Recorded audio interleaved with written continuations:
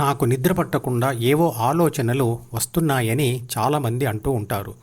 ఈ వాక్యంలోని నాకు అంటే ఏబీసీ అంటే ప్రాపంచిక ఆత్మకు, ఆలోచనలు అంటే ప్రాపంచిక సమాచార విశ్లేషణ. సమాచార విశ్లేషణకు మూలం ప్రాపంచిక సమాచారం. ప్రాపంచిక సమాచారం ఎక్కడ ఉంటుంది? డి అంటే జ్ఞాపకాల పుస్తకంలో. జ్ఞాపకాల పుస్తకంలో ప్రాపంచిక సమాచారం రాయబడి ఉంటుంది. అలా జ్ఞాపకాల పుస్తకంలో రాయబడిన రాతలు వాటంతట అవే ప్రాపంచిక ఆత్మ మీదకు దాడికి రావు. గుర్తుంచుకోండి, అవి నిర్జీవమైన రాతలు మాత్రమే. ఏబీసీ అంటే ప్రాపంచిక ఆత్మయే వాటి మీద వాలి వాటిని చదువుతుంది. అలా చదివి అది ఆలోచించడానికి అంటే విశ్లేషణకు పూనుకుంటుంది. అది పరిష్కరించగలిగిన సమస్య గురించిన విశ్లేషణ అయితే త్వరగా ఏదో ఒక పరిష్కారం దొరికి ఆ విశ్లేషణ అక్కడితో ఆగిపోతుంది. తర్వాత హాయిగా నిద్రపోవచ్చు. కానీ అది సమస్యకు పరిష్కారం లేని విశ్లేషణ అయితే దానికి అంతు ఉండదు. రాత్రి నిద్ర పట్టదు. మరి ఏం చేయాలి? పరిష్కారం దొరకని సమస్య సమాచారంను విశ్లేషణ చేయకుండా అంటే డీలోని ప్రాపంచిక సమాచారంను చదవకపోతే చాలు. ప్రాపంచిక ఆత్మ ధ్యాస పెట్టకపోతే అవి కనపడకుండా పోతాయి. మరి ధ్యాస పెట్టకుండా ఉండాలంటే ఏం చేయాలి? డైవర్షన్ పద్ధతిలో అంటే దారి మళ్లింపు పద్ధతిలో ఏబీసీ ధ్యాసను జి అంటే ధ్యాన కోరిక ద్వారా హృదయం వైపు మళ్లించాలి. ఏబీసీ యొక్క ధ్యాస డి వైపు మళ్ళితే మానసిక ప్రపంచం సజీవమైపోతుంది, ఆలోచనలు మొదలవుతాయి. ఇక డిఈ ద్వారా ప్రపంచం వైపు మళ్ళితే బాహ్య ప్రపంచ అనుభవాలు మొదలవుతాయి. ఇక ఏబీసీ యొక్క ధ్యాస జీ ద్వారా హెచ్ అంటే హృదయం వైపు మళ్ళితే విశ్వశక్తి సాక్షాత్కారం అవుతుంది. ఇక ఏబీసీ యొక్క ధ్యాస డిఈఎఫ్ను వదిలి జీహెచ్ను కూడా పట్టుకోకపోతే అది గాఢ నిద్రలో పడిపోతుంది. మనకు చిన్నతనం నుండి కోరికలు తీర్చుకుంటూ మరియు కోరికలను పెంచుకుంటూ పోవడమే అలవాటుగా మారుతుంది. అందువల్ల వయసుతో పాటు కోరికల సంఖ్య కూడా పెరుగుతూ పోతుంది.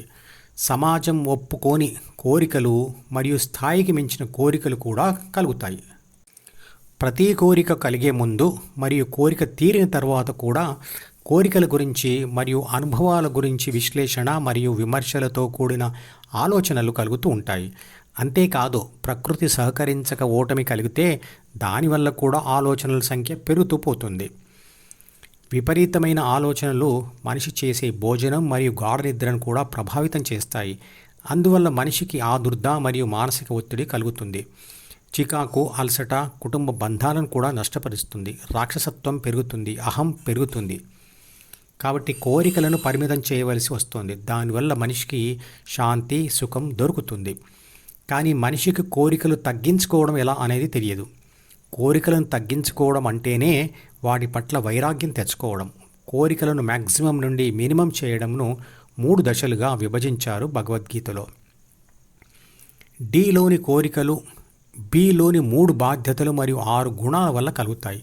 కాబట్టి గుణాల తీవ్రత ఎక్కువ ఉంటే కోరికల సంఖ్య పెరిగి మనిషిలో రాక్షస గుణం వస్తుంది. అతి తక్కువ ఉంటే సాత్విక గుణం వస్తుంది. మధ్యస్థంగా ఉంటే దానిని రాజస గుణం అన్నారు. గుణాల తీవ్రతలు తగ్గించుకోవడం అంటే కోరికల సంఖ్య మరియు వాటి తీవ్రతను తగ్గించుకోవడమే. అలా కోరికల సంఖ్యను తగ్గించుకోవడమే వైరాగ్యం. వైరాగ్యాన్ని ఇంటా బయట సాధన చేయాలి.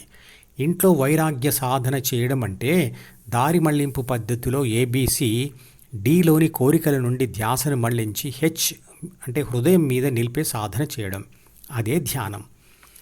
ధ్యాన సాధన బయట చేరాదు కాబట్టి బయటి వైరాగ్యం సాధించడానికి దారి మళ్లింపు పద్ధతిలో జ్ఞానేంద్రియాల ద్వారా కలిగే ప్రపంచ అనుభవాలను విశ్లేషిస్తూ మరియు విమర్శిస్తూ వాటిని తిరస్కరించాలి.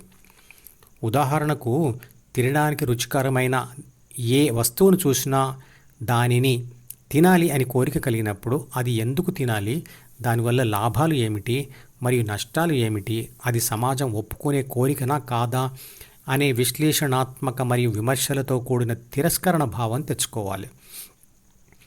కోరికల సంఖ్య మరియు తీవ్రతను తగ్గిస్తూ ఉంటే మనిషిలో ఆదుర్ద, అశాంతి తగ్గుతూ, ధ్యాస తీవ్రత పెరుగుతూ, జ్ఞాపక శక్తి పెరుగుతూ, చేసే పనులలో మరియు కుటుంబ సంబంధాలలో సమర్థత పెరుగుతుంది. గెలుపులు కలుగుతూ ఉంటాయి.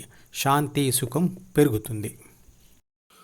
ఈ ఛానల్కి సబ్స్క్రైబ్ చేస్తే మీకు మాత్రమే క్రమం తప్పకుండా అన్ని వీడియోలు చూసే అవకాశం ఉంటుంది. ఇతరులకు షేర్ చేస్తే మీ వల్ల వారికి కూడా ఈ వీడియోలు చూసే అవకాశం వస్తుంది. లైక్ చేస్తే యూట్యూబ్ మేనేజ్మెంట్ మరికొందరికి ఈ వీడియోలను చూసే అవకాశం ఇస్తుంది. మీరు సబ్స్క్రైబ్, షేర్ మరియు లైక్ కూడా చేస్తే ఎక్కువ మందికి ధ్యానం గురించి తెలిసి సనాతన ధర్మాన్ని వ్యాపింపచేసి దానిని కాపాడే ప్రయత్నం చేస్తారు. ధర్మో రక్షతి రక్షితః.